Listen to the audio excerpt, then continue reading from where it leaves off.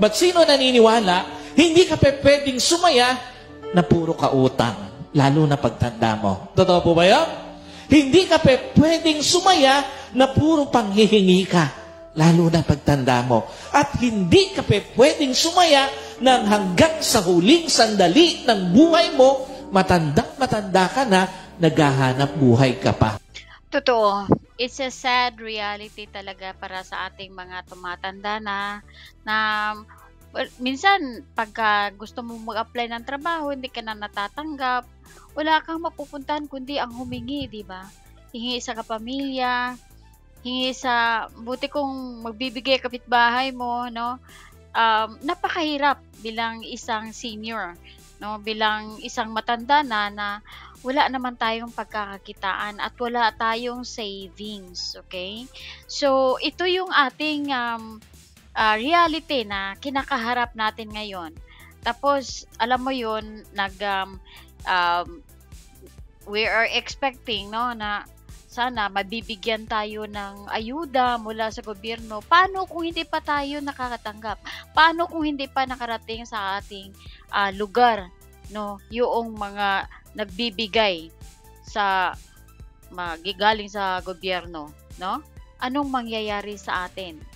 Tapos, alam mo yun, sad reality na ang iba hindi na kinakalingan ng mga pamilya. Mabuti kung ang pamilya mo ay talagang mabait, mapagmahal sa mga magulang, no? Mapagmahal sa mga tiyo na senior na walang mga anak, hindi nakapag-asawa. Alam mo yun? Paano kung ikaw yun? Paano kung ako yun? No? Walang tutulong sa akin, wala akong kapatid na malalapitan. Anong gagawin? 'Di ba? Malamang nasa kalye ako, no, sa city. Or malamang gagawin ko na lang mamundok, no? Para bakit kahit papaano makapagtanim ako doon para sa aking mga pangailangan, 'di ba? Mag-aalaga ng hayop doon para may pang-ulam ako. Ano ba naman kung magtanim ka ng kamote, saging doon sa bundok? Ang problema ngayon, may bundok ka bang mapupuntahan? Yon ang pinakamalaking tanong dyan. Kaya, para sa ating mga seniors ngayon, o yung mga hindi pa seniors, titingnan mo yung mga seniors na mga nangyayari sa mga seniors ngayon na wala talagang pagkakaitaan, wala talagang matatanggap sa gobyerno, no? Bagaman alam natin talagang nagsusumikap ang gobyerno na maabot lahat ng mga indigent. Pero ayon sa ating na-observe, no? Sa ating mga previous videos, marami tayo doon na mga commenters, nagko-comment na talagang walang nakarating sa kanila.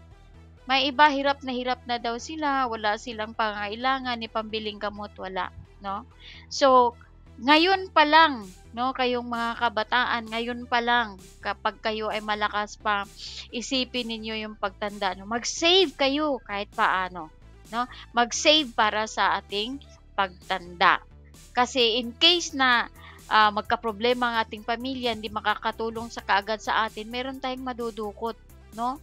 Meron tayong madudukot na mga matatanda, no? Talagang get or kumuha kayo ng lesson sa mga walang ipon na mga seniors. Okay?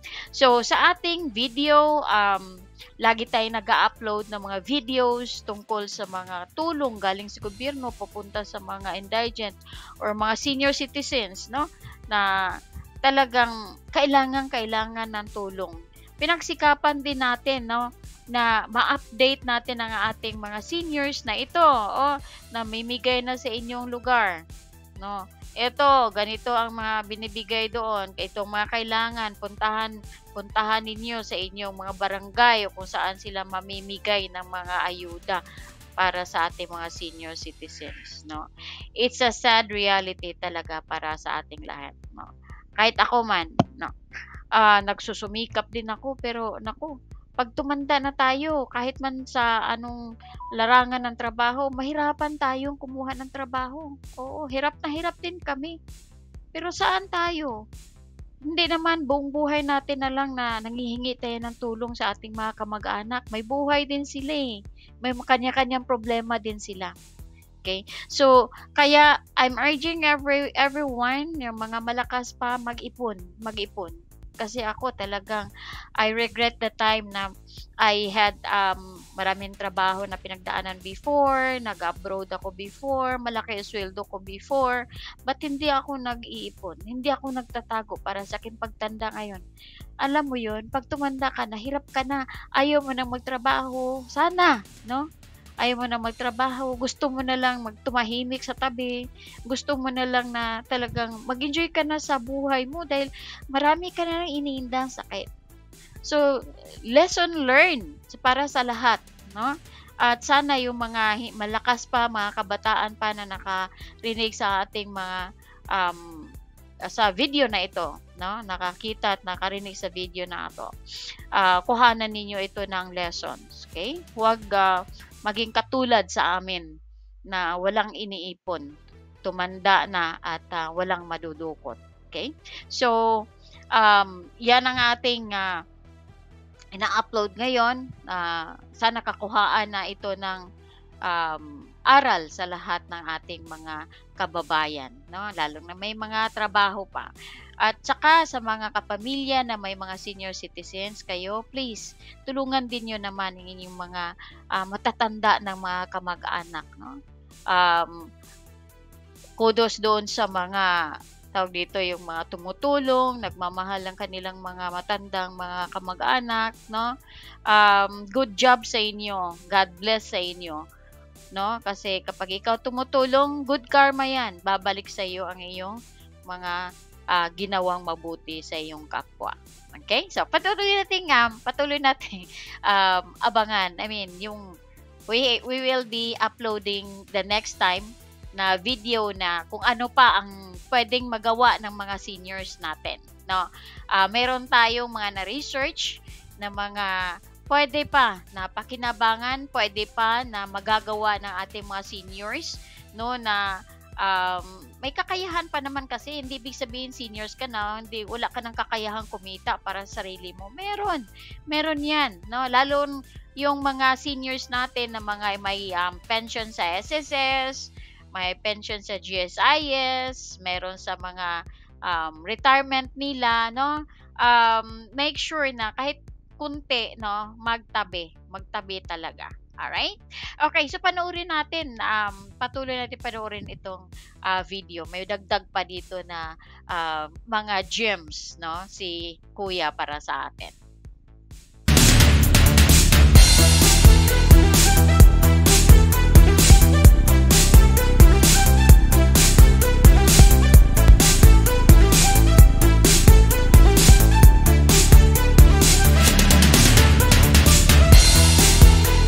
Tandaan niyo po, malaki kinalaman ng pera para ma-enjoy ang senior years. Totoo po ba lahat naman tayo tatanda? Sino ayaw tumanda? Alam niyo po, totoo ba madalas naririnig natin, money cannot buy happiness. Totoo po ba yun? Sino narinig na to? But sino naniniwala, hindi ka pwedeng sumaya na puro ka utang? Lalo na pagtanda mo. Totoo po ba yun? Hindi ka pwedeng sumaya na puro panghihingi ka. Lalo na pagtanda mo. At hindi ka pwedeng sumaya nang hanggang sa huling sandali ng buhay mo, matanda ka na, naghahanap buhay ka pa. Iyon yung reality ng buhay. Bakit kailangan mong paghandaan ang iyong pagtanda? Pag tumanda ka na puro panghihingi, tandaan mo, iiwasan ka kahit na mga kamag-anak mo. Totoo po ba? Nangyayari yun? Sobrang sakit. Tandaan niyo po, pag iniiwasan ka ng mga tao sa paligid mo, lalo na mga kamag-anak mo. Totoo ba? Napakasakit na magmukhang kawawa, lalo na sa mga kamag-anak. Okay, so sana marami tayong natulungan dun sa na mag-wake up, no, doon sa mga malalakas pa, mga kabataan pa na may mga trabaho, no. Wake up call para sa inyong lahat, para sa pagtanda ninyo, hindi kayo kawawa. Alright? Now, if you still remember, nagkaroon tayo ng business, kaya naman hindi ako gaano na nakapag-upload na ngayon, once a week, twice a week na lang, kasi nga inaasikaso ko din tong para sa pagtanda ko. Ano, kasi itong Live Good is good for ano to siya pagka nag-invest, parang invest ba yan siya.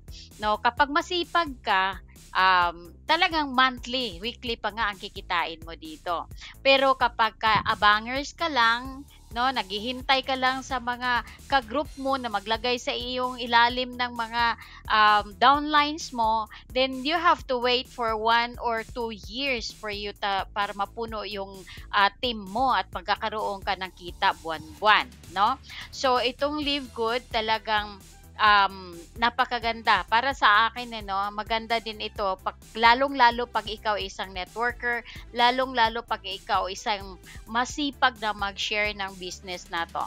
So always kong sinasabi ito para sa ating mga seniors na may kakayahan pa, kanilang pamilya, no? As of now, ang puhunan nito very doable siya. Hindi naman siya gaanong kalakihan ng so isang beses ka na magbayad ng membership, tapos may monthly siya na 500 plus, no? Ano kasi ang type ng business ito is para bang siyang Netflix, para ba siyang SNR, no, na magkaroon ka ng monthly subscription ang tawag dito para hindi maputol yung iyong kitaan dito once kikita ka na dito, no?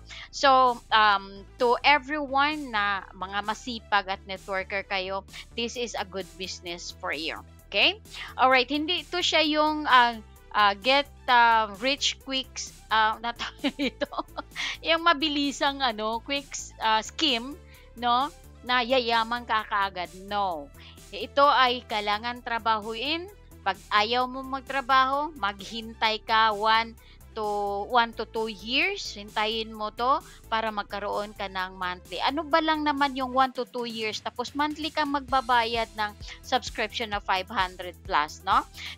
Unlike doon sa ating mga mga ibang mga savings, hindi gaanong kumikita. Ito kapag ka mature na ito 1 to 2 years, no? Hindi ka na maghihintay ng 5 to 10 years dito. 2 to 3 years or 1 to 2 to 3 years ang paghintay mo dito, may monthly ka na, hindi ka na mamroblema sa iyong kung maliit man ang iyong pension, no? Okay, so I am also inviting those who are looking for tawag dito yung kikita. May pera sila na gusto kumita ang ilang pera, so i-save ninyo dito. And then at the same time, kung gusto niyo palakihin pa yung pera mo dito, mag-invite ka ng mga kakumari mo, kakumpari mo dito, o tayo. Meron tayong training dito. Kapag nagtatanong ka, anong gagawin ko dito? Paano ito? No? Meron tayong everyday except Sunday na Zoom meeting para i-train tayo para kung tawag dito, ano ba ang mga products ng Live Good, no? Papaano mo ba gagawin ang business na ito? Ikaw, malaking tulong ito kapag tayo ay magiging masipag lamang tayo. Okay? Especially sa mga ating mga senior citizens, wala naman gaano silang trabaho, naghihintay na rin sa pension. Why not save here? Why not invest here in Live Good? Yan din ang ginagawa ko. No?